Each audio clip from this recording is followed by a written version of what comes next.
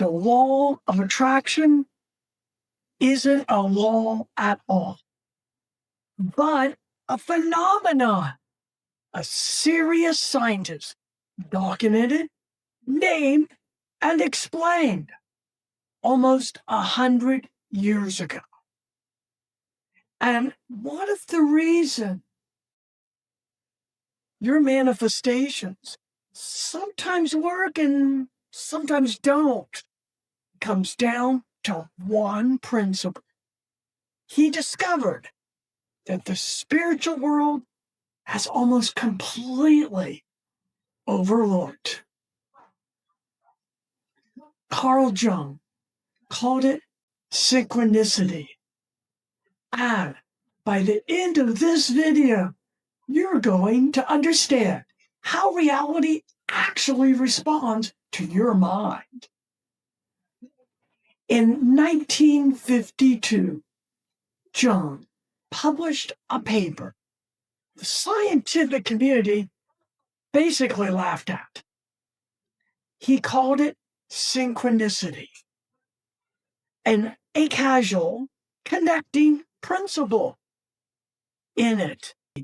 In his practice, a pattern so consistent and so impossible to explain through normal cause and effect that it took him 30 years to find the right words.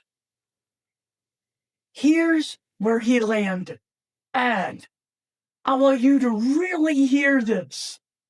Synchronicity is the meaningful coincidence of an outer event with an inner state, with no causal connection between them.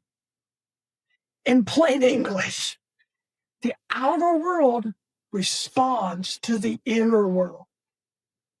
Let me show you how. Principle 1. And this is the key to everything. Synchronicity doesn't happen to everyone equally. Jung was meticulous about this. He noticed these meaningful coincidences clustered around specific conditions. They spiked during intense emotional periods: grief, love, transformation, and most importantly, they appeared most often when a person was aligned between their conscious and unconscious mind. So, let me translate that for your life. The universe responds most reliably when your outer words and your inner beliefs are saying the same thing. And that's exactly why manifestation is so inconsistent for most people. You affirm abundance on the surface, while your unconscious is running scarcity underneath. That split kills the signal. Principle 2. Synchronicity works through what Jung called the collective unconscious. Jung believed that beneath your personal unconscious is a deeper, shared layer connecting all of us.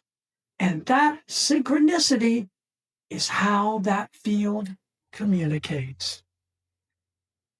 When you set in alignment, and not just your ego wanting something, but your whole integrated self moving in one direction, you send a signal into that field, and it responds. Think of a tuning fork. Strike one, and another across the room starts vibrating at the same frequency. That's not magic. That's resonance, resonance. And Jung believed the psyche obeys the same law. Principle 3. And this is where the manifestation world gets it wrong. Synchronicity accelerates when you work with your unconscious, not against it. You cannot force it. You cannot demand it. You can't bully it into existence by repeating affirmations 1,000 times. Jung was explicit. The unconscious responds to authenticity, not performance. What actually accelerates it is inner work, shadow work to clear the blocks, dream work to open the channel between conscious and unconscious, meditation to quiet the ego so the deeper self can be heard. Do those things, and the frequency and the accuracy of synchronicity goes up dramatically. Principle 4. And this is the practical one I want you to actually use. Jung gave a specific instruction almost nobody talks about. He said, pay attention to numinous experiences. He called it numinosum.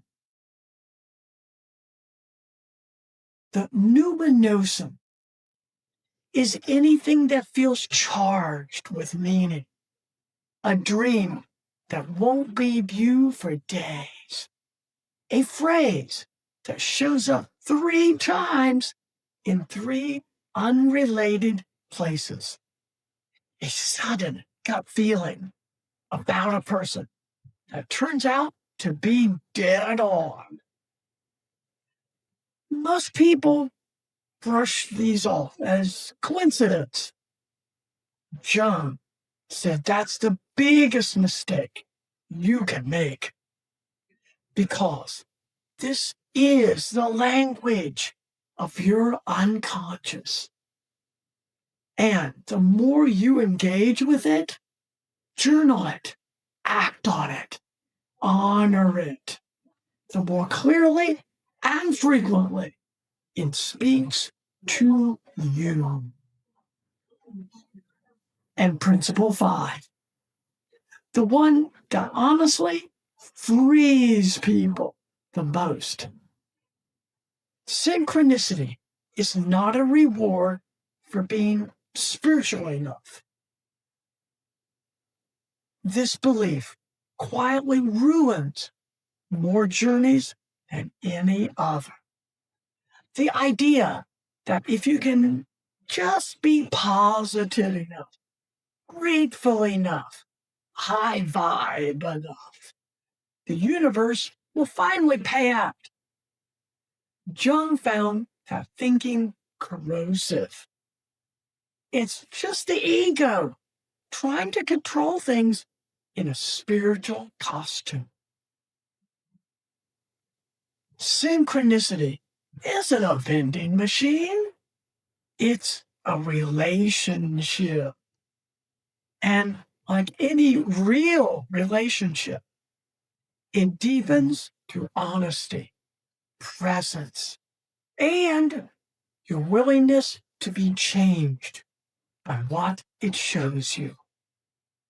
The people whose lives are full of it aren't the ones with the perfect morning routine.